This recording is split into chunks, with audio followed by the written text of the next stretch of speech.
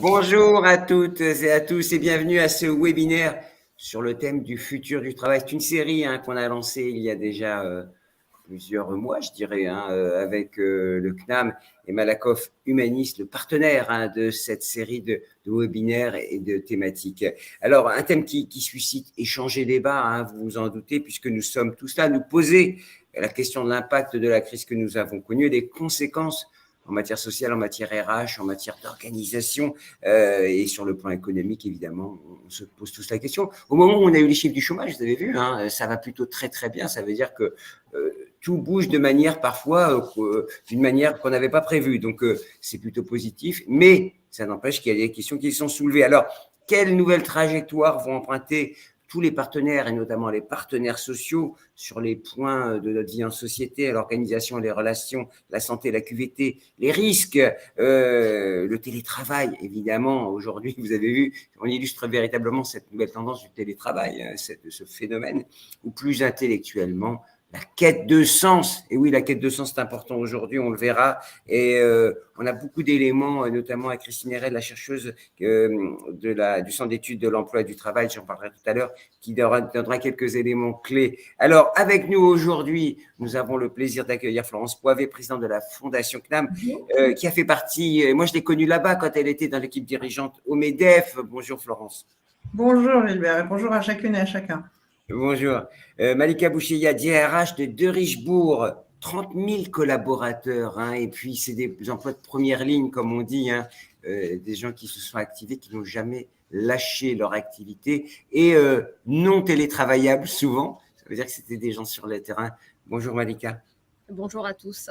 Et bienvenue. Christine Hérel, je vous le disais, j'en parlais puisqu'elle va nous aider à y voir clair tout à l'heure, titulaire de la chaire économie du travail et de l'emploi, directrice du Centre d'études et de l'emploi et du travail CNAM, un programme de recherche pluridisciplinaire. C'est sa spécificité, ce programme de recherche qui couvre tous les champs disciplinaires de la recherche, des sciences sociales et évidemment, ça en fait sa richesse. Bonjour. Bonjour. Serge Le Gagnoa, secrétaire confédéral, il ne faut pas que je me trompe, FO, Force ouvrière. Bonjour Serge. Bonjour à toutes et à tous. Vous êtes équipé de rouge. On n'y voit pas de symbole. On voit, c'est un rouge esthétique, on va dire. C'est une couleur dynamique.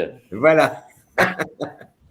Et bien sûr, celle qui nous accompagne sur tous les webinaires et qui accompagne le CNAM sur toutes ces thématiques, Anne-Sophie Gondon. Alors, je vais me lancer parce que le titre est long, mais il dit bien ce que vous faites. Directrice innovation chez Malakoff Humanis, professeure associée au CNAM, directrice, alors par intérim, de la chaire entreprise et santé. Bonjour Anne-Sophie, est-ce que j'ai tout dit? Bonjour à tous. Oui, c'était parfait, Merci Gilbert et bonjour. Alors Anne-Sophie, on va échanger tout à l'heure, juste après, vous savez qui va nous accueillir, je vous laisse l'annoncer. On a la chance d'avoir Olivier Faron avec nous aujourd'hui. Voilà. Et voilà, c'est à vous Olivier, un petit mot d'accueil. Bonjour à toutes et à tous. Ravi de vous retrouver pour ce troisième épisode de notre série de webconférences sur le futur du travail.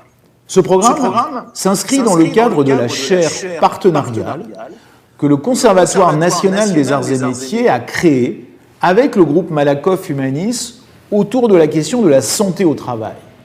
Cette réflexion, menée en commun, illustre la volonté du Conservatoire de répondre aux enjeux de notre société et d'y apporter des solutions. L'établissement, que j'ai l'honneur de diriger, a été particulièrement actif et réactif durant la crise sanitaire et sociale que nous traversons maintenant depuis 2 ans. Il l'a été sur le plan sanitaire, notamment grâce aux travaux unanimement reconnus du professeur Arnaud Fontanet, membre du Conseil scientifique, des travaux qui portent sur le suivi de l'épidémie. Il l'a été aussi dans le cadre de notre collaboration avec Malakoff Humanis pour développer des MOOC innovants à l'attention des professionnels.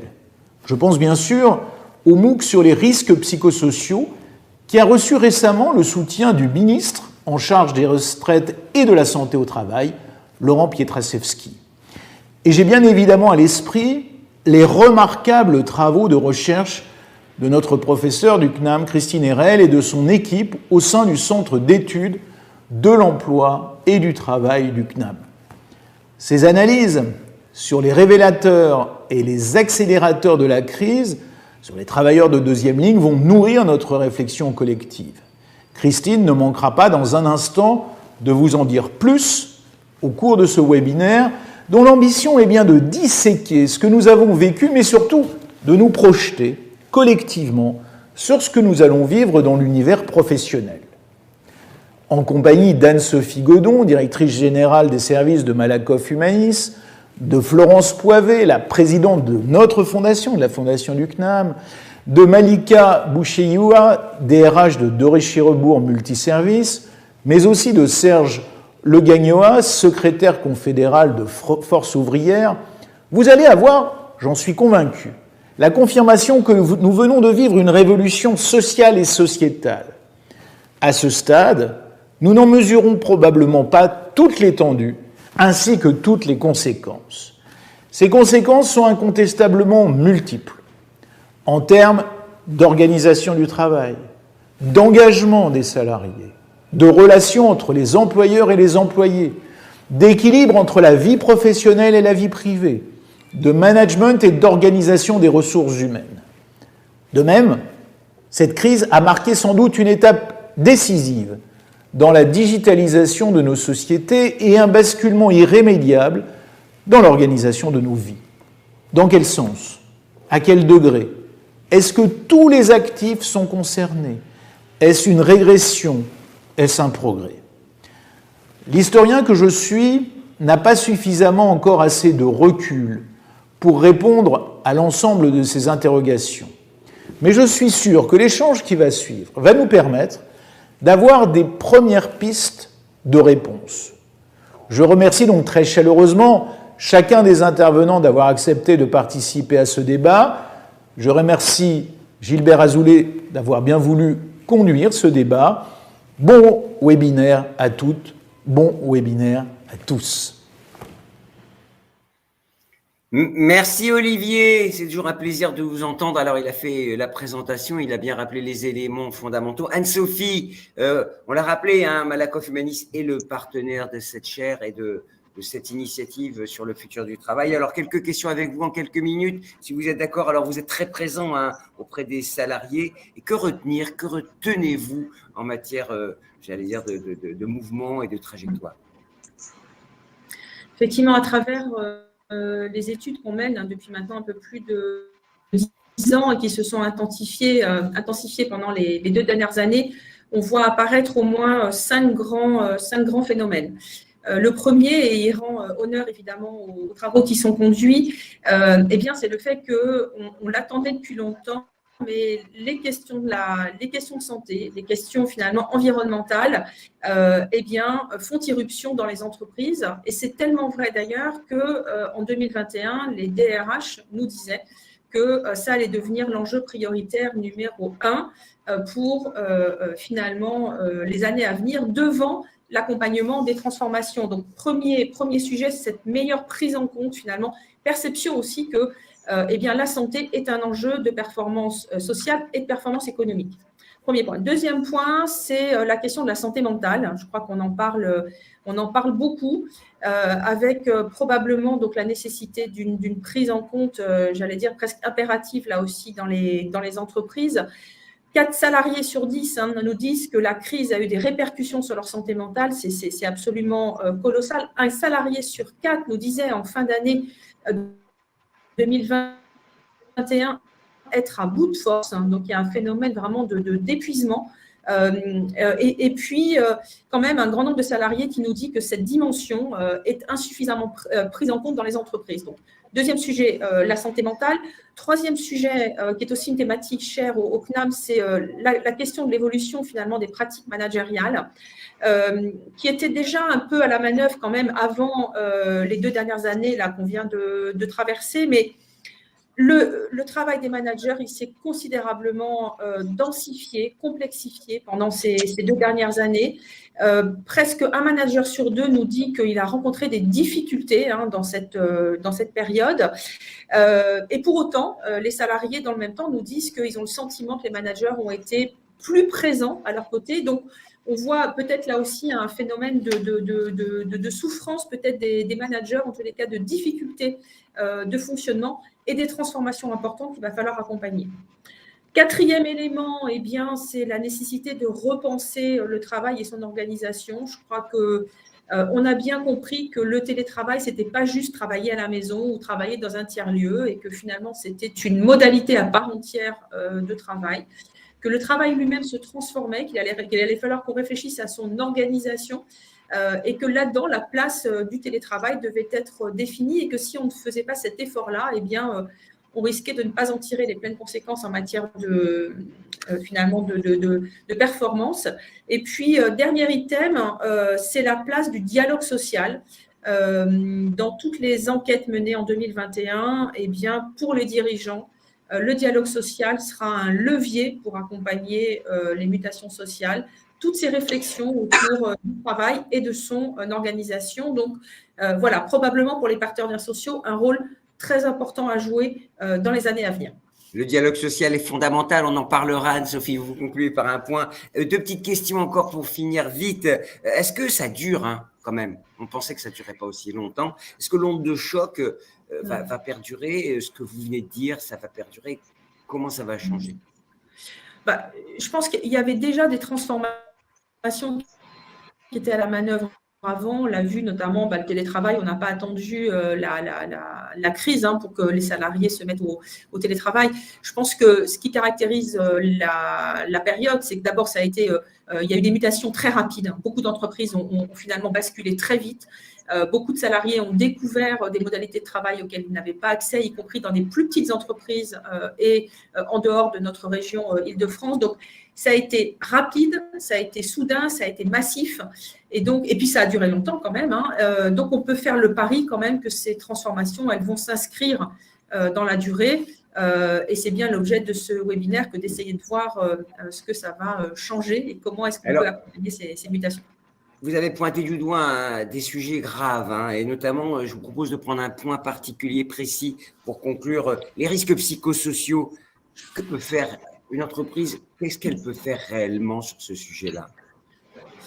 Je pense que c'est d'abord, vous venez de parler de risques psychosociaux. Tout à l'heure, on a parlé de santé mentale. Je pense qu'il y a une vraie première question à se poser sur finalement ce qu'on met derrière ces mots. Quel est le périmètre de responsabilité de l'entreprise? Les risques psychosociaux, ça fait plutôt référence à des risques qui trouvent leur origine dans le travail. Et donc là, ça évoque évidemment la responsabilité de l'employeur. Pour autant, on voit bien que la santé mentale, elle est finalement aujourd'hui dégradée à la fois de par le contexte dans lequel on est, qui porte qui finalement est globalement anxiogène, par ce qui joue aussi dans le travail. On voit bien qu'il y a quand même des risques psychosociaux qui sont en augmentation. Et puis, il y a des situations individuelles qui se sont aggravées. Là, on voit que les Français sont plus de presque 7 sur 10 à avoir connu des situations individuellement complexes. Donc, il faut faire déjà la part des choses de qu'est-ce qui relève de la responsabilité de l'employeur et pour lequel il doit agir. Et puis, qu'est-ce qui relève aussi finalement de son besoin d'intervenir sur ce sujet parce que les salariés sont en détresse, parce que ça a forcément des conséquences sur la performance. Et donc, c'est un sujet finalement de mobilisation globale des dirigeants, des managers qui doivent écouter, qui doivent orienter, parfois accompagner les salariés en difficulté. Et puis les salariés eux-mêmes, parce que finalement, ils sont les premières vigies d'eux-mêmes. Et donc, il faut aussi apprendre à se connaître. Voilà, et puis peut-être aller chercher de l'aide auprès de son manager, auprès des médecins du travail, auprès des lignes d'écoute psychologique, auprès aussi de son assureur, voilà, pour trouver donc des réponses. Et oui, la médecine du travail qui connaît une réforme sans précédent, médecine de ville, médecine du travail, la santé au travail a été replacée au centre de l'entreprise. J'en profite juste avant de passer la parole à Christine Herel qui va nous faire un point sur cette transformation que nous connaissons et les grands sujets de mouvement dans la société, le révélateur que la crise a entraîné. Malika, juste un mot, est-ce que c'est un sujet qui a basculé dans vos priorités aussi, tout ça, tout ce qu'on vient de dire? absolument. Le télétravail, c'est un dispositif qui a été exercé par pas mal d'entreprises avant le Covid, mais on l'a vu qu'on n'avait pas la maturité tous à avoir un télétravail, on va dire. On avait plutôt un droit du télétravail, mais c'est vrai qu'il n'a pas été exercé d'une manière assez massive. Le Covid a forcé les entreprises à prendre le pas, sans normes, sans charte, sans accord pour la majorité d'entre elles. Et je trouve qu'on a fait un saut dans le vide et finalement, on a crevé l'abcès parce que globalement, lorsqu'on entend les dirigeants, la crainte du télétravail se base effectivement sur comment je donne confiance à un collaborateur, à un salarié, de travailler autre dans une organisation, entre guillemets, contrôlée. Et je trouve que collectivement, on a vécu une expérience inédite et cette expérience a permis aux entreprises de remarquer, de constater d'une manière factuelle que la performance économique était là. Et finalement, le télétravail devient, entre guillemets, démocratique. Et sur le sujet des risques psychosociaux, est-ce que c'est quelque chose qui est monté dans votre hiérarchie de DRH ? Ah oui, après, donc je prends du recul. Hein, donc c'est vrai qu'on a tendance, entre guillemets, à étudier les risques psychosociaux d'une manière, on va dire, à une lecture juridique. Et quels sont mes devoirs, quelles sont mes obligations. Globalement, je trouve que sur ce sujet-là, il faut qu'on ait une démarche beaucoup plus préventive.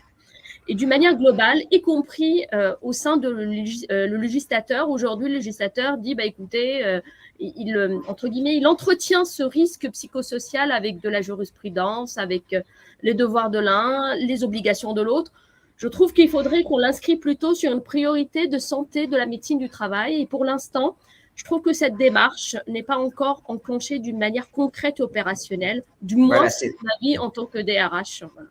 Premier chantier pour le futur du travail, puisqu'on va dessiner demain ensemble, c'est peut-être un peu présomptueux, mais on va dessiner quelques chantiers à approfondir. Alors, Christine Erel, je parlais de vos travaux, parce que c'est très important quand on a préparé cette conférence. Vous me disiez, cette crise a été un révélateur. J'aimerais qu'on passe quelques points clés qui, vous, la chercheuse qui travaille sur ces sujets, vous nous disiez quels sont ces points clés ces révélateurs, justement, dont vous parlez. Le premier point, vous l'avez évoqué en parlant des travailleurs de la première ligne ou seconde ligne, pour reprendre les termes qui ont été utilisés par le président de la République, ça a été de souligner le fait qu'on avait un certain nombre de métiers qui étaient des métiers essentiels, des métiers dont on ne peut absolument pas se passer. Alors on les a appelés dans les travaux sur ces questions les métiers à continuité économique et sociale, parce que je pense que c'est une vision peut-être plus positive que celle un peu guerrière de première ou deuxième ligne. Et donc, ces métiers de la continuité économique et sociale, ils existent évidemment depuis très longtemps, mais leur importance fondamentale est apparue de manière frappante, évidemment, pendant cette crise. Donc, ce sont bien sûr les métiers de la santé, mais aussi tous ceux qui permettent de faire fonctionner l'économie, donc les transports, le commerce, l'aide à domicile, la sécurité, l'agriculture, les travailleurs sociaux. Enfin, on a évidemment beaucoup de catégories de travailleurs que l'on peut y inclure. Et pour tous ces métiers, le point central, évidemment, c'est qu'il s'agit, dans les 3/4 du temps, de personnes qui exercent leur métier en présentiel. On n'a pas de possibilité de télétravail. Donc, ça a posé des enjeux particuliers de protection en termes de santé au travail, évidemment, dans le contexte de la pandémie. Et puis, ça a été aussi le révélateur de difficultés particulières qui se posent dans ces métiers-là, donc de problèmes de qualité de l'emploi et du travail. Ce sont souvent des métiers qui sont sous-payés, des métiers dans lesquels on a aussi des conditions d'emploi qui sont plus difficiles, des conditions de travail qui sont plus difficiles, notamment en termes d'horaire, par exemple, avec des métiers avec de fortes contraintes horaires. Et donc ça, c'est quelque chose qui est devenu visible là, alors que dans le fonctionnement normal de l'économie, on a tendance à considérer ça comme naturel, ne même pas s'en apercevoir. Donc ça, je pense que c'est un premier point, un révélateur du coup, effectivement, de ces métiers de la continuité économique et sociale. Et des enjeux autour de ces métiers, santé et qualité de l'emploi et du travail. Ensuite, il y a deux autres points. Il y en a deux, sur les fragilités et l'importance des limites du dialogue social. Voilà, c'est cela que je veux parler. Sur la fragilité, c'est en ce qui concerne les modèles d'emploi qui reposent trop, entre guillemets, sur l'emploi temporaire, sur des emplois en CDD très courts, donc typiquement, par exemple, dans l'hôtellerie-restauration, où la difficulté a été, pour les salariés concernés, le fait, évidemment, de perdre leur emploi lorsque l'activité s'arrête, mais aussi du point de vue des employeurs ensuite, d'avoir, et on le voit aujourd'hui, de très grandes difficultés à recruter, puisque finalement, un certain nombre de ces salariés ont choisi d'aller ailleurs et de préparer une reconversion pendant la période de la crise. Donc, du coup, ces modèles qui reposent sur un turnover très élevé sont finalement des modèles relativement fragiles dans un contexte comme celui qu'on a connu, avec des arrêts d'activité puis des reprises. Alors que le recours à la stabilisation de l'emploi par les mesures comme le chômage partiel, c'est quelque chose qui, au contraire, permet à la fois du point de vue du salarié et de l'entreprise de garantir une certaine continuité. Donc ça, c'est un deuxième point, je pense, dans les enseignements en termes de révélateurs. Et enfin, le dernier, effectivement, ça a déjà été dit, c'est sur la question du dialogue social. Je pense que cette crise a montré effectivement l'importance du dialogue social qui existait bien sûr auparavant, mais dans un contexte de gestion de crise, on la voit de manière particulièrement forte. Donc, le dialogue social a joué son rôle dans les entreprises. Ensuite, ce qu'on peut un petit peu regretter sans doute, c'est bien sûr que, faute de moyens, faute de temps aussi, on a été sur du dialogue social très informel. Il faudra sans doute, dans beaucoup de cas, passer des choses un petit peu plus formalisées à l'avenir, avec des accords, comme ça a été dit, le télétravail, souvent ça a été organisé un peu rapidement, mais sans qu'il y ait forcément réellement d'accords qui soient signés. Donc ça, c'est des choses qui devront devoir se faire à l'avenir. Ça suppose des moyens, c'est ça la difficulté, des moyens qui ne sont pas forcément toujours suffisants pour ce dialogue social en France. Et puis, ça suppose aussi d'aller partout dans tous les types d'entreprises, parce qu'on est en fait dans une situation où le dialogue social est de qualité très hétérogène selon les entreprises. Donc ça, c'est aussi des points qu'il faudra prendre en compte à l'avenir. Merci beaucoup, Christine, c'est très instructif. Alors, Florence, vous voyez, comme ça, quand on dit qu'on n'a pas les moyens de discuter. Alors, Florence, vous êtes certes présidente de la Fondation, mais vous étiez aussi un partenaire social. Vous étiez dans les discussions quand vous étiez au MEDEF avec Serge. Je ne sais pas si vous étiez dans les mêmes réunions, mais en tout cas, ce qui vous a frappé, vous, quand on a préparé, mettez votre micro, Florence, s'il vous plaît. Ce qui vous a frappé, vous, quand on préparait cette table ronde, c'est la qualité, finalement, du dialogue social qui s'est développé. Enfin, oui, c'est un peu un révélateur, comme le disait Christine, mais s'il faut mettre des chantiers de dialogue social en perspective, moi, je repartirais bien de ce que Malika a évoqué sur la confiance. Hein, cette crise révélateur de confiance des chefs d'entreprise. Et cette confiance, elle développe, enfin moi, c'est mon regard en tout cas, elle développe une audace d'autonomie, une envie d'autonomie et une audace de liberté chez les collaborateurs. Et ça, je trouve ça formidablement positif. Mais si il n'y a pas un vrai dialogue social pour sécuriser cette autonomie et cette liberté qui est ouverte à chacun à travers le télétravail, mais j'y reviendrai sur mon deuxième chantier, aussi à travers ce révélateur de métiers fragiles qui ont parfois contraint les gens à changer de métier. Il faut absolument sécuriser cette autonomie et cette liberté. Et je trouve que pour les partenaires sociaux, c'est un champ de discussion absolument passionnant, constructif et positif qu'on peut mener ensemble. Alors Serge, pardon, allez-y Florence, pardon, je vous laisse dire.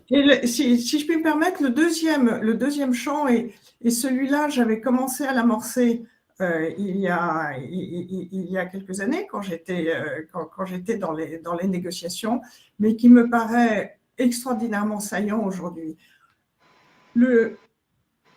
Des possibles différends s'ouvrent à chacun. Alors parfois, elles sont imposées. On l'a vu dans la restauration, dans l'événementiel, dans un certain nombre de secteurs, mais de fait, ils s'ouvrent. Ils s'ouvrent à chacun. Mais une fois encore, c'est possible, ils ne seront motivants, ils seront gagnés que si chacun est accompagné tout au long de son parcours professionnel. Pour les gagner, c'est possible de nouveau, possible à l'intérieur de l'entreprise, possible à l'intérieur de la filière ou possible en dehors de la filière.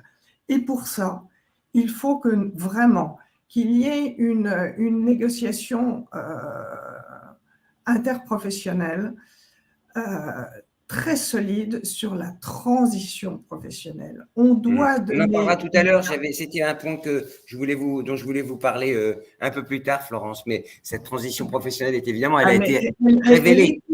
Si on ne se met pas tous autour de la table pour voir comment on donne les outils, les moyens tout au long du parcours, de la jeunesse jusqu'à la retraite, hein, à chacun pour pouvoir oser à n'importe quel moment de son parcours un chemin différent, on aura du mal à gagner globalement la partie. Et ça met en cause beaucoup de choses. Hein. Bah oui, Mais j'imagine. passionnant.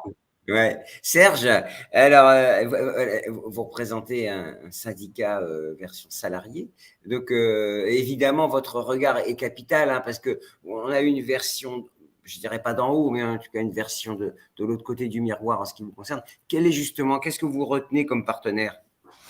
Écoutez, c'est autre chose. Hein. Oui, déjà, dans le contexte que nous avons pu vivre et qui n'est pas terminé en matière de crise sanitaire, moi, je tiens à rappeler l'importance et la solidité de l'ensemble de notre système de protection sociale. Et quand je dis ça, je parle de tous les acteurs, y compris au niveau des institutions complémentaires santé et prévoyance. Je me permets d'insister parce que c'est extrêmement important. Et ça nous a permis à la fois de tenir dans ce contexte-là. Il y a eu un effort important fait à la fois par l'État et à la fois par notre système de protection sociale pour cadrer les choses, à la fois sur le plan sanitaire et faire en sorte qu'il y ait le moins d'impact négatif possible, et sur le plan économique et sur le plan social, ce qui explique d'ailleurs que pour l'instant, on a peu d'impact négatif au plan des faillites d'entreprises et au niveau du chômage. C'est un élément je crois, essentiel dans le dispositif. Mais tout ça aussi, c'est rendu possible, puisque ça a déjà été évoqué, par un dialogue social qui a été extrêmement important pour accompagner ces dispositifs de façon ponctuelle, mais un ponctuel qui dure dans le temps, aussi bien au niveau interpro, donc avec les grandes confédérations syndicales de salariés ou patronales, mais aussi dans les branches, et évidemment également dans les entreprises. Donc effectivement, ça permet de tenir tout le dispositif. Sur la question de la santé au travail, qui est effectivement une question primordiale et essentielle, et pas que uniquement liée à la crise sanitaire que nous connaissons. Je crois que ça a été rappelé tout à l'heure, on a eu l'occasion de concrétiser un accord national interprofessionnel sur cette question essentielle de la santé au travail. Mais je tiens à dire et à souligner que cette démarche avait été initiée avant la crise sanitaire. Donc, ce n'est pas une négociation j'allais dire, d'opportunité en lien avec la crise sanitaire. La démarche avait été voulue par les partenaires sociaux préalablement. Alors, évidemment qu'il a fallu, de notre côté, beaucoup insister sur ce sujet pour ouvrir ces discussions et faire évoluer le dispositif, et notamment pour pouvoir améliorer aussi les questions de prévention. Mais on a engagé cette discussion qui s'est concrétisée par un accord et qui s'est concrétisée derrière par une loi qui a été donc promulguée en août 2021 en respectant, et je tiens à insister là-dessus, en respectant l'état d'esprit qu'ont voulu les négociateurs, aussi bien côté salarié que côté patronal. Je me permets d'insister là-dessus parce que quand on parle aussi de qualité du dialogue social, il faut faire en sorte que les partenaires sociaux autour de la table puissent également négocier à la fois concrètement, mais sans épée de Damoclès et sans pression de la part de l'État, donc sans pression politique. Et je pense que c'est un élément important dans le paysage, et ça n'a pas toujours été le cas. En tous les cas, on a réussi à faire en sorte que ça puisse durer. Si vous voulez, je peux continuer aussi dans ce cadre-là. Ouais. La question des risques psychosociaux, ce qui a été évoqué, c'est un Un élément. petit point là-dessus. Alors, juste pour commenter, évidemment, le temps de la loi étant tellement long, évidemment, cette réforme de la santé avait été initiée bien avant. Elle a percuté la crise, évidemment, on s'en est rendu compte, mais j'allais dire un coup de chance. Non, c'est le hasard, c'est les circonstances. Mais évidemment, cette réforme était prévue depuis longtemps, sachant que quand on regarde, et je parle sous le contrôle de Florence et de Malika, la santé au travail n'a jamais été un sujet qui a été porté là où il aurait dû être, ou en tout cas à un vrai niveau. Et cette réforme avait pour but de replacer justement la santé au travail et la direction et les services de santé au travail et les liens avec la médecine de ville notamment, ce qui étaient des sujets importants. On avait, Anne-Sophie, me semble-t-il qu'on avait parlé de ça il y a quelque temps, la réforme de la santé au travail, non? Oui, c'était l'objet d'un de nos webinaires. Voilà. Vous voyez, nous-mêmes, on était en avance de phase, si je puis dire. Allez, Serge, je vous laisse finir. Oui, sur cette question de santé au travail, effectivement, il y a une notion de temps long quand on transpose un accord dans la loi. Et je suis le premier à regretter, par exemple, qu'à l'issue de la loi, la sortie des décrets se fait assez tardivement. Ce n'est pas de notre responsabilité, c'est de la responsabilité des services de l'État. De surcroît, nous devons avoir 47 décrets au total, ce qui est assez lourd. Je crois que c'est une des rares lois sociales pour laquelle nous avons autant de décrets d'application. D'ailleurs, ça démontre aussi l'ampleur du dispositif pour faire face à ces questions. Et pour autant, et pour en venir à la remarque faite tout à l'heure par Malika, notamment sur la question des risques psychosociaux, mais à mon sens, c'est aussi beaucoup plus large quand Malika évoquait qu'il y avait une vision un peu trop juridique sur ces aspects-là, mais d'ailleurs, c'est vrai d'ailleurs sur beaucoup de sujets, en indiquant, si j'ai bien compris, que ça pouvait représenter un frein à la concrétisation justement de cet élément-là pour les salariés. Moi, je tiens à rappeler que là, on parle sur des éléments concrets qui sont à la main de l'employeur. Sur les questions de santé au travail, il faut toujours rappeler que, et c'est en lien bien sûr avec les questions d'organisation du travail, l'employeur a une responsabilité sur la façon de protéger, et quand je dis responsabilité, une obligation à la fois de moyens et de résultats pour protéger la santé physique et mentale de ses salariés. Une fois qu'on a dit ça, nous devons regarder ensemble ce que l'on peut réaliser pour éviter d'en arriver à des situations bien sûr catastrophiques. Et c'est là justement où la question de la prévention est primordiale. C'est lourd, ça prend du temps, ça demande une réflexion très en amont sur la façon de prendre en charge, notamment quand on évoque les risques psychosociaux, une analyse précise des postes et des métiers à risque et de voir comment on peut anticiper et faire en sorte de limiter grandement, voire les supprimer, tout risque psychosocial. Il faut aider l'entreprise pour ce faire. Et il ne faut pas que ce sujet reste uniquement qu'au niveau de la simple entreprise, parce que si tu n'as pas laissé ça ce que je vais dire, mais vous avez des petites entreprises, des moyennes et des grandes.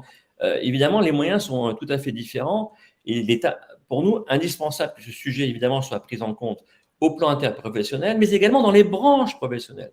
Les branches professionnelles ont un rôle extrêmement important à jouer sur ces sujets-là. Elles connaissent parfaitement leur périmètre d'activité, elles connaissent parfaitement les différents postes et les différents métiers sur lesquels il faut mettre en place des procédures et des moyens adaptés, et ça peut se faire aussi dans ces branches, avec évidemment les partenaires sociaux côté représentants des salariés, et évidemment, si c'est nécessaire, en s'aidant d'experts sur ces sujets. Et puisque nous sommes là présents avec Malakoff, y compris les institutions en matière de santé et de prévoyance connaissent très bien les branches professionnelles. Elles sont en capacité de pouvoir analyser, d'apporter une aide très concrète pour ce travail de dentelle précis.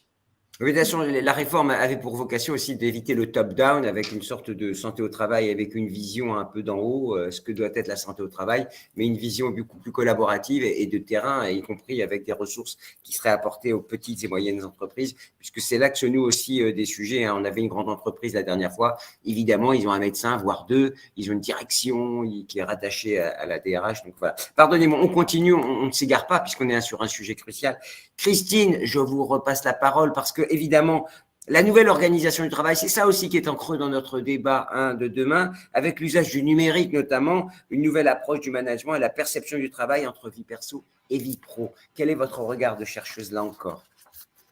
Alors là, sur ces points-là, je pense que la crise n'a pas radicalement changé les choses. En revanche, elle a accéléré des tendances qui existaient auparavant. Donc évidemment, sur le numérique, donc la diffusion du numérique dans les entreprises avait commencé bien avant la crise Covid, mais elle s'est accélérée, et notamment au travers effectivement du recours massif au télétravail.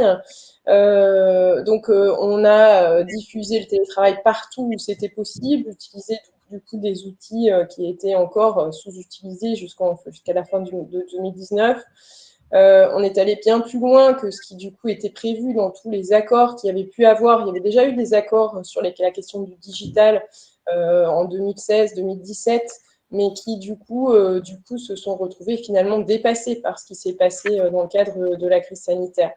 Alors ce point-là, bien sûr, est très important. Il faut aussi, là encore, garder en tête les risques qui sont associés. Donc on a parlé des questions de risques psychosociaux, on pourra peut-être y revenir, mais il y a aussi sur la question du télétravail et des usages du numérique plus largement, le problème du fait qu'un certain nombre de personnes ne maîtrisent toujours pas ces outils digitaux et qu'on estime qu'il y a environ 10 à 15% en France de gens qui restent à l'écart par rapport donc, à ces outils numériques, qui ne savent pas les utiliser. Et donc on doit encore faire des efforts en termes de formation initiale, mais aussi formation continue pour ces questions sur les personnes qui ont plus de difficultés. C'est des questions d'usage ou des questions de savoir-faire ou de hardware, si je puis dire?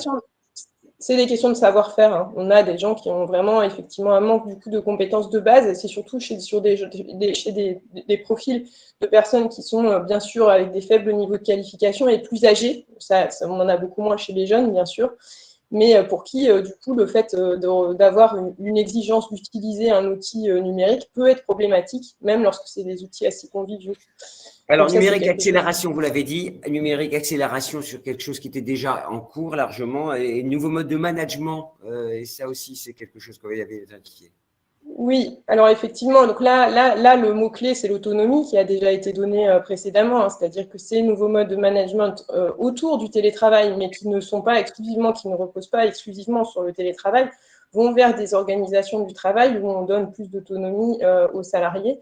Et donc ça, c'est quelque chose qui, pour le coup, modifie de manière très importante aussi le rapport au travail, l'organisation du travail dans les entreprises, les modes de management, comme ça a été évoqué.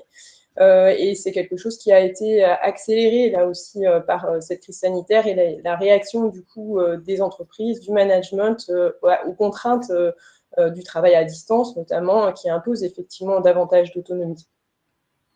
Donc là aussi, il y a des enjeux ensuite, même chose, de formation pour les managers notamment, et puis aussi de suivi des effets de ce type d'organisation, puisqu'on sait que plus d'autonomie, ça peut aussi vouloir dire plus de stress. Ça dépend aussi du profil des personnes. On a, dans les enquêtes sur les conditions de travail, on voit aussi certaines corrélations entre l'autonomie et le stress au travail. Tout dépend en fait de l'accompagnement. Vie perso, vie pro qui pose question, voilà. Évidemment, quand on est under pressure à la maison. C'est fondamental, effectivement, c'est tout ce qui concerne l'articulation vie familiale, vie professionnelle, qui était déjà un sujet émergent dans les enquêtes auprès des salariés et dont on voit aujourd'hui que c'est vraiment quelque chose qui est devenu extrêmement important dans les demandes et notamment des jeunes. Qui est donc le fait que la vie familiale ou la vie personnelle de manière générale ne doit pas être sacrifiée pour le travail. Et ça, c'est quelque chose qui, du coup, bien sûr, pose question au regard du télétravail et de son incidence éventuelle en termes de débordement par rapport à la vie privée, mais plus largement de l'organisation du temps de travail et donc du fait d'aller vers une organisation du temps de travail qui permet en tout cas de mieux prévoir, de mieux s'organiser pour concilier effectivement sa vie personnelle et sa vie familiale. On voit de plus en plus de jeunes qui refusent des emplois au nom effectivement de ces problèmes de conciliation avec leur vie personnelle, qui ne se voient pas s'engager dans un emploi qui ne leur permet pas de s'accomplir, y compris personnellement, à l'extérieur du travail et au travail, mais aussi à l'extérieur du travail. Christine, on pourrait vous écouter des heures sur ce sujet-là, mais tout le monde doit parler. Florence, mais j'allais vous passer la parole, Florence, c'était une petite question. Alors, on a parlé d'autonomie. Vous, quand on préparait, vous m'avez dit la liberté. C'est aussi une notion qui émerge quand on est au travail et quand on est sur le marché du travail. Alors, je voudrais rebondir, mais c'est dans le sujet, sur ce que Christine vient de dire. C'est vrai qu'on a pris rapidement conscience que dans cet environnement où l'autonomie devient un élément nouveau et plus fort, il fallait être très attentif aux managers parce que, quelque part, leur job change. Quand on est chef d'orchestre d'un orchestre symphonique, c'est pas évident de devenir chef d'orchestre d'une formation de soliste. C'est quelque chose de très différent. Mais moi, je crois qu'il faut aussi accompagner chacun dans ce chemin d'autonomie. Et personnellement, je rêverais que dans toute formation, quelle qu'elle soit, et dès l'école, il y ait des modules d'entreprendre. Parce que la première entreprise, notre premier chemin d'entrepreneur, c'est d'entreprendre notre vie. Et quand on est mis face à de l'autonomie, il y a une part d'entreprise de notre vie qui est dans cette dimension d'autonomie. Et du coup, ça remet aussi en question les formations. Et puisque je suis sur ce sujet, mon rêve absolu serait que dans toute toute formation, il y ait à la fois un module, enfin un ou plusieurs modules en fonction des champs ouverts, bien sûr sur entreprendre, cette réalité d'entreprendre dès l'école, un module sur l'impact environnemental, ma responsabilité face à la planète dans le métier ou dans la formation que je suis en train de... Et même si je suis en université, j'ai un impact possible. Et aussi un module de ma responsabilité demain dans la société. Comment je vais pouvoir être acteur? Je demande du sens. Je demande un sens de responsabilité plus forte sur l'environnement, plus forte sur la société, plus forte sur le bien-être de chacun. Et c'est formidable. Moi, je m'en réjouis absolument. Mais comment moi, je vais pouvoir être acteur de cela? Pas seulement demander que mon entreprise me l'offre, enfin, soit dans cette dynamique, mais comment moi devenir acteur. Et je pense qu'avec ça, un certain nombre de risques psychosociaux, un certain nombre de stress, de chemins de stress pourraient être pris en compte. Alors bien sûr, l'autonomie, ça va jusqu'à la liberté. Et moi, je me réjouis beaucoup de voir que spontanément, la jeune génération est très tentée par l'entrepreneuriat ou l'auto-entrepreneuriat. Par contre, c'est de notre responsabilité, nous les anciens ou nous les partenaires sociaux, de pouvoir leur apporter de la sécurisation. On voit bien qu'il y a ce grand écart aujourd'hui entre j'ai plus d'autonomie, potentiellement jusqu'à la liberté, mais j'ai aussi potentiellement mon job qui saute, et ça me met en stress et en inquiétude. Et donc, à nous de le sécuriser. Alors, il y a eu au Parlement un début après 30 ans, il n'y avait plus de discussion et d'évolution sur le statut des indépendants. Il faut sûrement aller plus loin. On aura, la nouvelle génération, elle aura à passer d'un job à l'autre, mais elle aura aussi à passer d'un statut à l'autre plusieurs fois dans son parcours professionnel. Et ça, et je suis convaincue qu'il y a des champs, à explorer et qui peuvent en tout cas, libérer cette liberté. Ça commence, vous faites parler, en tout cas, l'injonction d'autonomie va devenir acteur de sa vie. Ça pose la question du stress, ce que nous dit Marina Bourguin. Emmanuel Caillot, on en reparlera avec nos experts qui sont nos invités, pardon. Que penser de la grande vague de démission qui va un peu dans le sens aux États-Unis? Vous avez vu 4 millions de personnes qui sont pas revenues tout simplement dans leur job. Serge, pardon, c'est à vous. Alors, changement de vie, autonomie, liberté. En tout cas, on est dans un monde, en tout cas, où on a une pénurie, changement de métier, pénurie de main-d'œuvre, pénurie sur certains métiers. Alors, c'est vrai que tout ça, ce sont pas mal d'injonctions contradictoires pour les entreprises, pour les partenaires, pour l'emploi. Effectivement, la crise sanitaire, donc, comme ça a été rappelé tout à l'heure, a mis en exergue déjà des difficultés existantes et des situations fragiles, situations difficiles existantes sur la partie santé. Ce n'est pas d'aujourd'hui que le secteur de la santé, les métiers de la santé connaissent de graves difficultés. Sur la partie des métiers, j'aime pas ces appellations et donc j'apprécie l'indication donnée tout à l'heure de métiers de continuité économique et sociale, avec des salaires assez bas, avec beaucoup de précarité. L'aspect positif des choses, c'est qu'ils ont été mis en avant. Quand je dis ils ont été mis en avant en termes de caractère indispensable d'une part, mais aussi le fait que leur situation en matière de conditions de travail et salariales est absolument catastrophique. Donc le fait de les mettre en avant, ça permet de pouvoir ouvrir des discussions. Là, on parlait beaucoup de dialogue social. Oui, chiche, ouvrons des discussions en matière de dialogue social pour améliorer les conditions de travail sur ces métiers, améliorer la qualité des emplois, que ces emplois soient moins précaires. On peut parler des contrats atypiques et des durées également en matière de contrats. Et puis, on parle du télétravail, on parle beaucoup du télétravail. Je répondrai précisément à votre question quand même. On parle beaucoup du télétravail.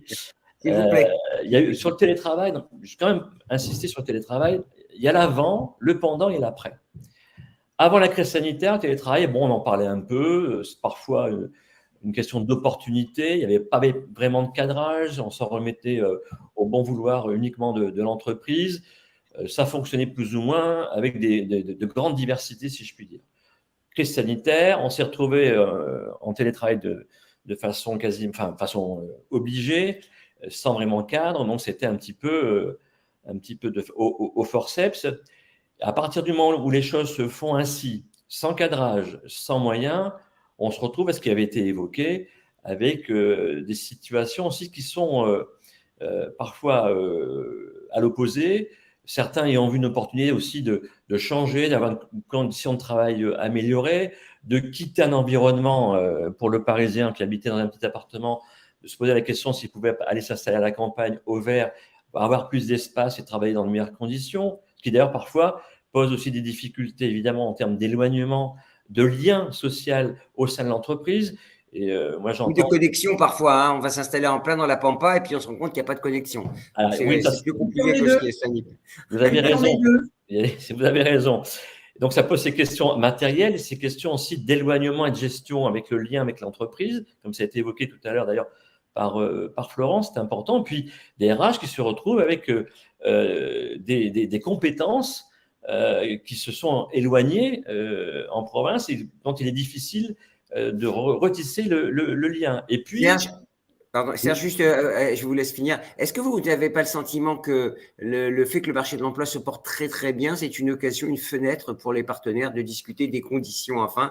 Parce que quand c'est tendu, évidemment, on les met un peu sous le tapis parce que il faut bien faire face. Et là, aujourd'hui, on est dans une situation où finalement, les voyants sont au vert, donc c'est peut-être le moment d'échanger. Alors, j'allais venir sur cet aspect-là. Et je finis sur le télétravail parce que voilà, il y a le pendant, il y a l'après. Donc, il y a eu cette négociation d'un accord télétravail un peu dans l'urgence, qui n'est d'ailleurs pas normatif, entre parenthèses, parce que tout à l'heure on évoquait la question de l'organisation et d'un certain nombre de normes. Et donc, on voit que c'est assez compliqué en termes de dialogue social et de concrétisation de pouvoir mettre en place des dispositifs qui soient, je ne vais pas prendre le terme contraignant, c'est souvent un terme qui est employé par la partie patronale. Nous, on parle de sécurisation. Et la sécurisation, elle est valable pour les deux parties. Et donc, il faut faire en sorte que sur cet aspect télétravail, mais également sur tous les aspects qu'on est en train d'évoquer, sur les évolutions qui voient le jour et qui vont voir le jour par la suite, comme l'évoquait d'ailleurs tout à l'heure également Florence, il est nécessaire qu'on puisse regarder quels sont les sujets à mettre sur la table, se mettre autour de la table, et non pas pour se mettre autour de la table pour parler. Et puis, il faut qu'on concrétise, et malgré tout, que l'on puisse concrétiser avec des mesures qui s'appliquent à tous et qu'il y ait un minimum de socle commun pour pouvoir avancer. Je terminerai sur juste la notion de liberté, parce que c'est un terme qui est… c'est Florence, c'est pas moi. C'est ambigu. C'est un terme ambigu. On est évidemment que nous sommes tous favorables à la notion de liberté. Encore que dans l'entreprise, cette notion de liberté, elle est à nuancer. Il y a le lien hiérarchique avec le responsable de l'entreprise ou le responsable hiérarchique fait que cette notion de liberté n'est pas du tout évidente. Donc, ce n'est pas cette question de liberté. Justement, c'est comment on articule cette prise en compte de nouvelles aspirations dans l'intérêt à la fois du salarié et des jeunes qui ont une autre mentalité aujourd'hui, et puis l'intérêt de l'entreprise, y compris sur la notion de temps et sur l'ensemble de la carrière, sans non plus déstructurer ce qui fait le lien social collectif, ce qui fait la richesse aussi de notre système de protection sociale collective. Donc, il faut essayer de trouver un biais en mixant un petit peu tout ça pour ne pas se retrouver dans des situations, puisque tout à l'heure a été évoqué, et notamment à travers d'une remarque sur le chat, la situation des États-Unis. Nous ne souhaitons pas se retrouver dans la situation américaine où c'est un peu au nom de la liberté individuelle, le chacun pour soi, avec les conséquences dramatiques en matière d'accompagnement et de protection sociale, et avec aujourd'hui des gens qui, effectivement, découvrent que leur système et que leur bonheur n'est pas forcément dans la liberté qu'on leur avait vendue. Et je termine là-dessus, regardez ce qui se passe dans notre propre pays, avec ce qu'on a pu vendre aux salariés qui pouvaient accéder à un certain niveau de liberté, d'autonomie, et qui se sont lancés dans les professions de VTC, de livreur à vélo, et bien souvent, ça donne lieu à des situations… Ça va se réguler, me semble-t-il. Par contre, sur ce qu'évoquait Florence sur la question des indépendants, oui, Il faut regarder comment on peut les accompagner et mieux les couvrir en matière de protection sociale, pour Serge. autant que les moyens soient mis également en œuvre pour faire face à cela. Et je regrette que sur la question des indépendants,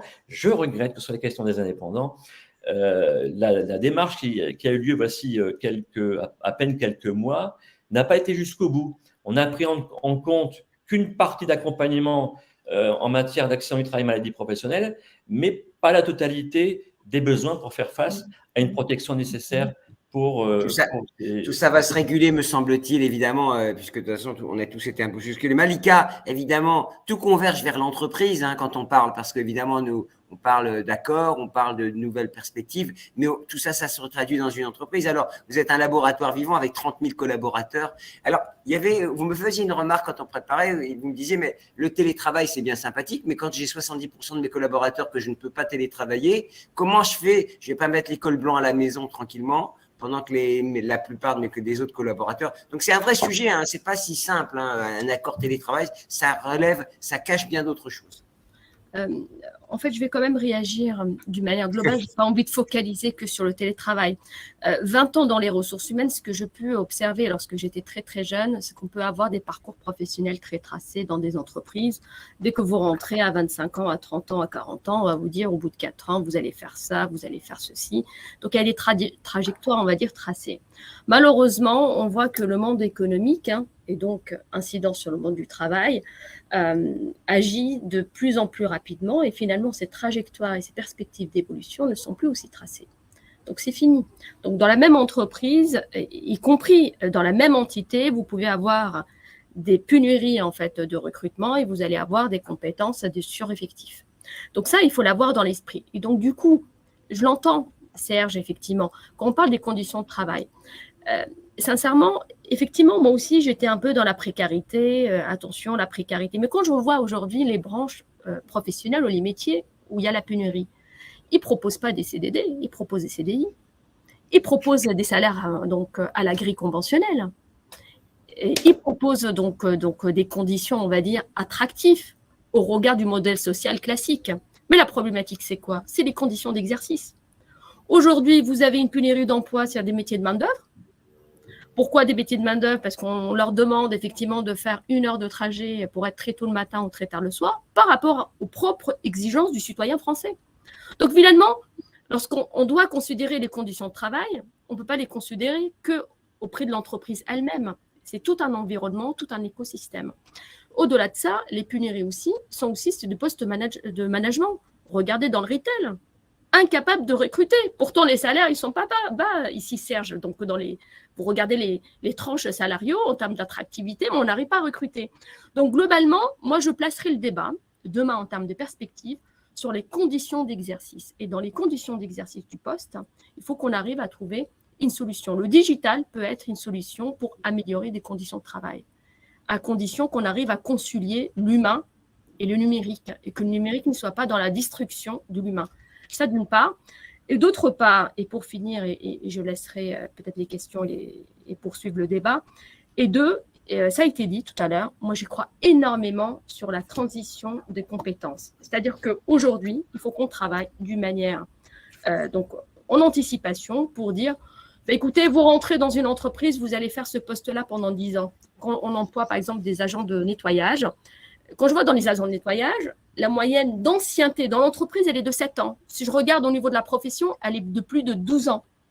Et pour autant, on peut vous dire qu'effectivement, c'est des emplois fragilisés. Mais pourquoi? Parce que lorsque vous faites une réorganisation au niveau local, vous ne pouvez pas replacer l'intéressé parce que c'est un emploi non qualifié. Il faut qu'on arrive sur des activités, sur des postes qu'on est en capacité de les identifier d'une manière assez facile, de dire quelle promesse sociale, quelle reconversion professionnelle il peut donner, quel contrat social. Et c'est là-dessus qu'il faut l'imaginer. Moi, personnellement, je l'ai mené notamment avec Corian sur les métiers de la santé. On a pu accompagner des agents de nettoyage sur des postes d'agents de santé, entre guillemets, au sein des EHPAD. C'est globalement, c'est ça qu'on doit se poser comme question, qui permettent aux personnes d'avoir des parcours croisés et qui permettent aussi, et via ces parcours croisés aussi, on arrive à faire de l'inclusion. On le sait très bien, dans la société, on a du mal à laisser la place pour les personnes en situation de handicap, on parle de diversité homme-femme. Voilà, donc je ne vais pas parler plus, donc je vous laisse, Gilbert. Mais nous, on vous écoute, moi j'adore tout ce que vous dites. De toute façon, tout ce que vous dites est intelligent. Florence, vous vouliez parler, je repasserai la parole. Oui. Florence et Serge. Christine, juste sur les transformations des aspirations des salariés, qui est un dernier point que je voulais aborder avec vous. Florence et Serge, rapidement. Oui, je voudrais faire le lien entre une chose que Serge a évoquée et ce que vient de dire Malika. Oui, Serge, bien sûr qu'il faut rester très attentif au collectif. Et une entreprise, c'est d'abord une communauté, donc c'est collectif. Mais ce qu'on voit, et ce que je trouve très intéressant, et Malika disait, on rentrait dans une entreprise et notre voie était tracée d'une certaine façon. Et ça, c'est plus vrai. Et je trouve quelque part que c'est pas inintéressant, parce que ça veut dire quoi? Ça veut dire chacun a un parcours qui est son propre parcours. Et on doit aussi savoir passer, en préservant le collectif, je suis absolument d'accord, en préservant cette force de la communauté, mais de ce que je schématise par de la massification à aussi un parcours individualisé. Et ça, à mon sens, ça remet en cause, bien sûr, le dialogue social, mais ça remet sûrement en question, ou en tout cas en réflexion, les formations. Serge, un mot. Non, Florence, on va passer. Et je sais que les formations, ça vous y tenait totalement. Vous avez été très. C'est clé. Ça veut dire qu'il faut permettre aux gens, comme disait Malika, d'avoir un socle, mais ensuite de pouvoir, tout au long de leur cursus, que ce socle, au lieu qu'il soit fermé, il soit un socle ouvert, qui leur permette, alors le mot est épouvantable, d'être employable. Pourquoi pas. Serge, alors réaction. Je sais que sur Valence, on a beaucoup travaillé quand vous étiez au MEDEF sur l'apprentissage. Vous étiez très, très investi sur ce champ. Donc, je sais que la formation, vous y êtes très attaché. Serge. Effectivement, et Florence a parfaitement raison. Les questions de formation sont extrêmement importantes pour la qualité de la vie professionnelle et son évolution. Pour autant, par rapport à ce que disait tout à l'heure Malika, on ne peut pas nier, il y a des diversités entre les entreprises, évidemment, mais on ne peut pas nier que les conditions salariales, on ne peut pas nier que les conditions de travail sont des éléments importants, que certaines professions en font les frais aujourd'hui. Alors, je n'ai pas visé spécifiquement l'entreprise de Malika ni le secteur du nettoyage, mais quand vous regardez ce qui se passe dans les professions de l'hôtellerie-restauration, c'est assez emblématique. Et c'est un déclic, mais une situation qui existe depuis très longtemps, parce qu'il n'y a pas eu la capacité de se réunir autour de la table pour examiner ces difficultés en matière de conditions de travail, de rythme de travail, et de voir comment elles pouvaient être régulées au bénéfice des intéressés, les salariés eux-mêmes, et également de l'entreprise, donc pour l'ensemble du secteur. Et pour terminer, nous avons parfaitement conscience, que ce soit mon organisation, mais globalement l'ensemble des organisations syndicales, qu'aujourd'hui, les parcours professionnels sont différents de par le passé. Aujourd'hui, un jeune qui rentre dans une entreprise, c'est très rare qu'il y fasse toute sa carrière. C'est terminé. Moi, j'ai connu dans la boîte dont je suis issu un président-directeur général qui était rentré comme simple portier.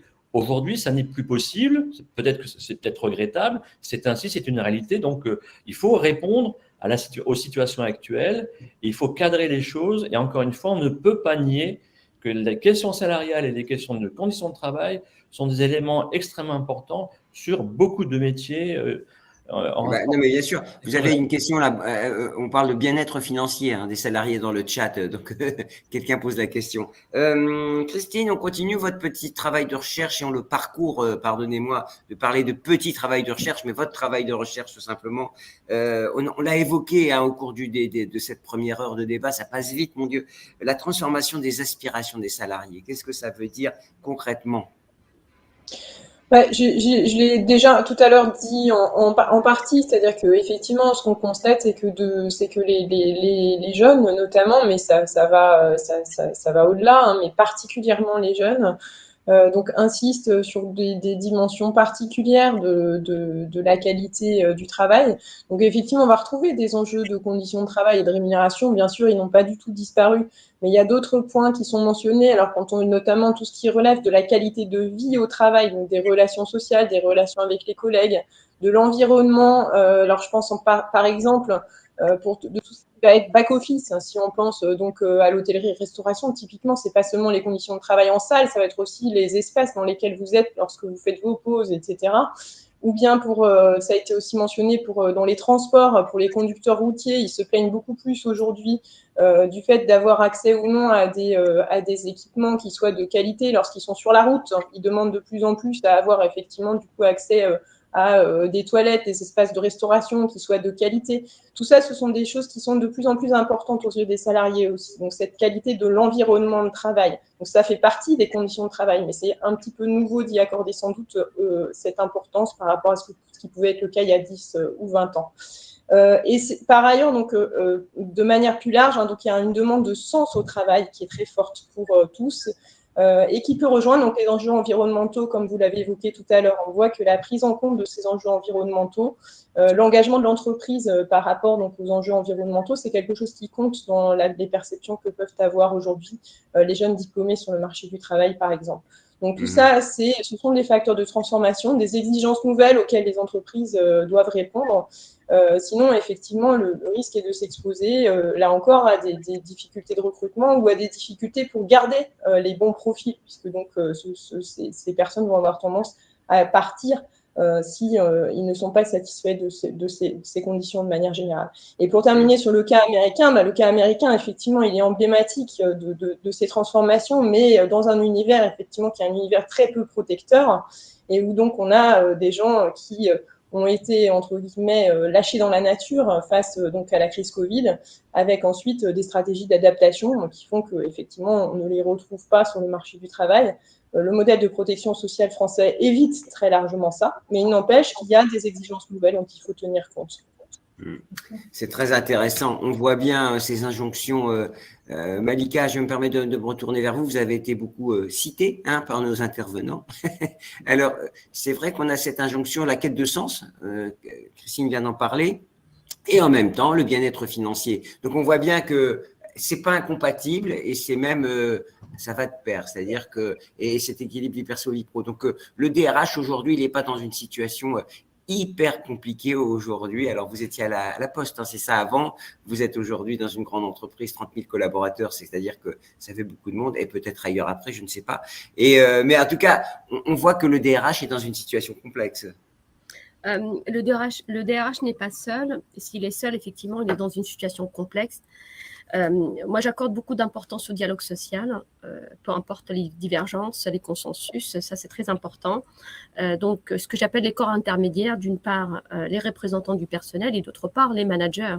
Parce que si le DRH est tout seul, il centralise toutes les thématiques et il aborde avec plutôt un aspect juridique, il n'est pas dans la décentralisation, il n'est pas dans la responsabilisation, il n'est pas effectivement dans la simplification.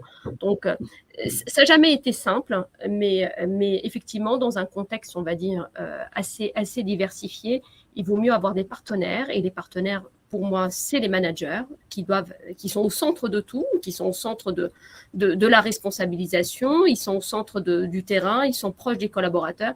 Il faut qu'il arrive à incarner la communication, qu'il accompagne tout ça.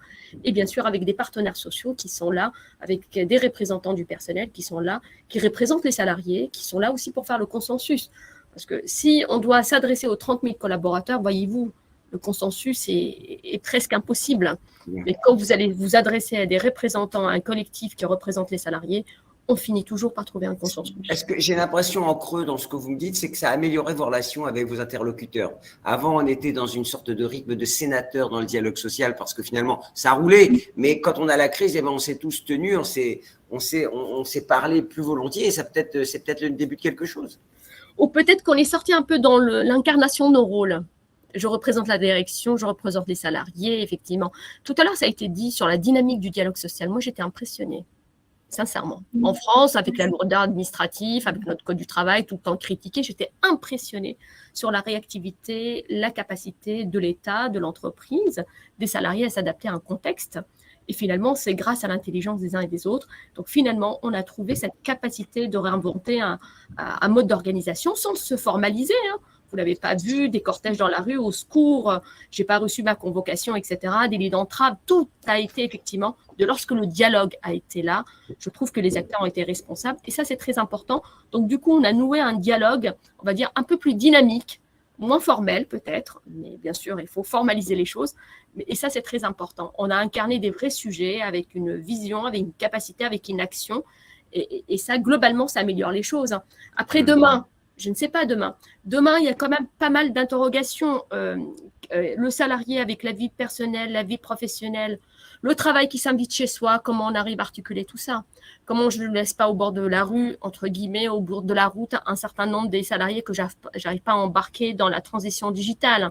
Comment j'arrive effectivement à donner une attractivité à certains métiers où les conditions de travail sont là et on ne peut pas les modifier à l'instant T, on peut les améliorer, mais vous savez très bien que le changement de mentalité n'est pas si simple. Vous partez toujours au restaurant, donc un restaurateur est dans l'obligation d'avoir un CDI avec un temps de pause qui va vous imposer, entre guillemets, des conditions où l'intéressé n'a plus envie d'adhérer à ce type de modèle. Donc, il faut qu'on arrive à trouver effectivement de nouvelles conditions, de nouvelles méthodes d'organisation, une souplesse, une agilité, et toujours dans un cadre qui est nécessaire. Serge, Florence, les deux partenaires, vous entendez bien d'ailleurs, hein, ça veut dire que le MEDEF est un représentant des salariés, ça s'entend très bien. Moi, ce que je retiens, et on avait avec Anne-Sophie, on avait déjà fait des échanges comme ça sur le futur du travail, ce qui ressort, c'est pas la QVT, c'est pas la prévention, c'est la qualité du travail. C'est un concept que un de vos confrères, Serge, avait évoqué. C'est vraiment la qualité du travail qui va être essentielle demain.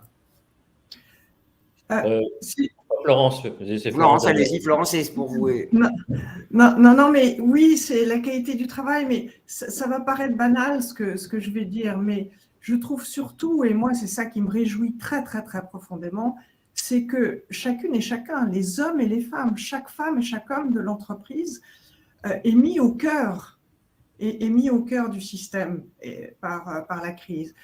Et ça peut paraître bizarre que ça me réjouisse, mais moi je suis une autodidacte. L'aventure de l'entreprise, elle est venue complètement par hasard sur le chemin de ma vie. Et si après une appréhension et des jours d'angoisse au début de découvrir ce qu'était le monde industriel, une industrie, ce qui m'a enthousiasmée tous les matins pendant 30 ans, c'est l'aventure humaine de l'entreprise. Et je trouve, en nous écoutant, hein, et en écoutant, et en lisant, et en écoutant autour de nous, moi, ce qui me réjouit très profondément et je mesure qu'un bon nombre de Français et de Françaises vivent une situation très difficile aujourd'hui. Donc, je ne veux pas du tout le balayer d'un revers de la main. Mais ce qui me donne de l'espérance, de l'espérance, c'est que, au fond, la plus grosse question qui se pose aujourd'hui, c'est chaque homme et chaque femme dans notre entreprise. Comment lui donner, la mettre en situation qu'il puisse, oui, parce que c'est une entreprise, donner le meilleur de lui-même, mais à travers des vraies valeurs et des valeurs d'humanité. Et moi, je le sens comme tel, je le crois comme tel, et je ne crois pas possible d'ailleurs des choses durables et collectivement constructives sans cette dimension. Et elle émerge chaque jour un peu plus, et je m'en réjouis. À nous maintenant de savoir le transformer, parce que ça peut paraître un peu… Mais la philosophie de notre échange, évidemment, ruisselle sur tout ce qui, dans la vie de tous les jours dans les entreprises. Serge, la qualité du travail, c'est une notion, Anne-Sophie, je ne me souviens plus quel partenaire avait parlé de ce concept, mais c'était il y a quelques mois. Donc, mais en tout cas, c'est quelque chose qui m'a frappé, parce que QVT, ça fait toujours un peu flipper quand même. Alors, je le dirais différemment. On préfère effectivement, pour nous également, que l'on puisse parler de qualité du travail plutôt que de QVT, où il y a un côté un peu gadget. On a vu tellement de dérives sur cette terminologie, l'application de cette terminologie, où pour soi-disant améliorer la qualité de vie au travail, on installait un baby-foot dans le hall d'entrée. Non, mais c'est pas une caricature. Des caricatures, je peux en citer par dizaines. Donc, il faut un peu de sérieux et puis essayer de… C'est important le baby-foot, mais bon, ça règle pas de problème. Bon, allez, passons. Et donc, la notion de qualité du travail est importante et ça permet justement d'évoquer tous les sujets dans ce cadre-là. Aussi bien l'organisation du travail, les conditions de travail, les salaires, la formation.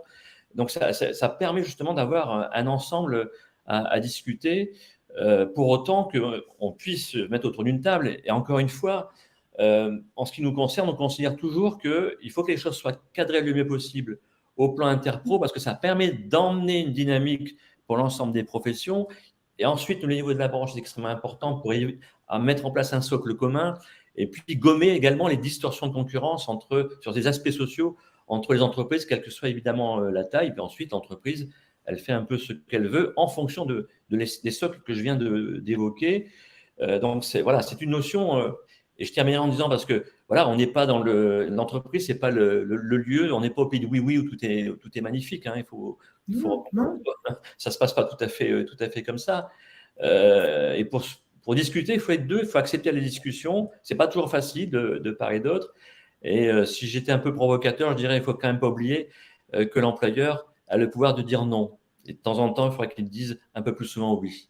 Oui. Ah, bah ça c'est un message fort. Anne-Sophie, on a passé 1h10 ensemble. Est-ce que vous avez retenu plein de choses? Moi, j'ai retenu plein de choses en tout cas. Il me semble que je suis plus intelligent à 12h10 que quand on a commencé à 11h.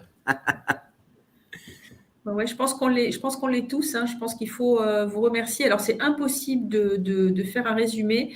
Moi, j'essayais juste de peut-être reprendre la question d'Olivier Faron. Et Olivier nous disait qu'en tant qu'historien, il ne savait pas si on était plutôt dans une phase de régression ou de progrès. Moi, j'ai le sentiment finalement en vous écoutant tous qu'on est en tous les cas en mouvement et que c'est un peu à nous finalement de savoir si on veut faire de toute cette matière, de toutes ces transformations, un progrès ou une régression. Mais j'ai quand même le sentiment en écoutant ces échanges qu'on est plutôt sur un progrès potentiel si on sait prendre ce temps, encore une fois, du partage, de l'écoute. Donc, merci à vous tous et on va rassurer Olivier Faron. Je pense qu'il sera content. Et Christine, où est-ce qu'on peut découvrir vos travaux? Parce qu'évidemment, quand on screen le marché de l'emploi, c'est toujours intéressant d'avoir une sorte de point de repère sur quelques faits, quelques mouvements qui s'opèrent et ça nous donne peut-être quelques signaux faibles ou quelques indications. Est-ce qu'on peut les découvrir? Alors, je rappelle que vous êtes la directrice, évidemment, je n'ai plus mes notes, du centre de voilà. Centre d'études de l'emploi et du travail. Et c'est on peut consulter vos travaux? Oui, il y a toute une série de publications, mes travaux, mais aussi ceux de collègues sur effectivement ces évolutions du marché du travail. On a notamment un 4 pages qui permet d'avoir une vision assez rapide des résultats importants. Et donc, on en a publié dans le courant de cette année, et notamment sur ce que j'ai évoqué, les questions de travailleurs de la continuité économique et sociale, par exemple, ou la qualité de l'emploi et du travail. Donc, vous pouvez effectivement aller voir ce site. Malika est déjà en train de s'abonner à la newsletter pour avoir toutes les informations. Serge, on compte sur vous pour porter la parole des collaborateurs, des salariés. Florence, toujours au fait de ce qui se passe. Oui. Est-ce que vous aviez bossé ensemble dans des réunions? Vous aviez déjà été dans des négociations? N'aie pas peur de dire oui. Non, Florence, vous étiez déjà en réunion, vous aviez eu des négociations difficiles? Mais j'ai eu des échanges pas forcément faciles, mais passionnants avec Serge Lardy. Et entre autres sur la liberté. Donc, quand Serge a réagi sur la liberté, ça m'a rappelé Mais c'est très intéressant et ça nous permet aussi à la fois de progresser chacun et la confiance dont parlait Malika tout au début, elle a aussi à se tisser entre partenaires. Et c'est dans la confiance qu'on construit des chemins beaucoup plus positifs. En tout cas, le futur du travail, c'est avec des gens qui veulent parler. Ça, c'est une certitude. On l'a vu aujourd'hui. Et partager. Et avancer. Collaborer, dialoguer. Merci. Merci à tous. Bonne fin de journée. Merci à tous ceux qui étaient avec nous. Il y aura un replay, bien entendu. On pourra réécouter tout ce qu'on a dit. À très bientôt. Merci. À bientôt. Merci. Au revoir à toutes et tous.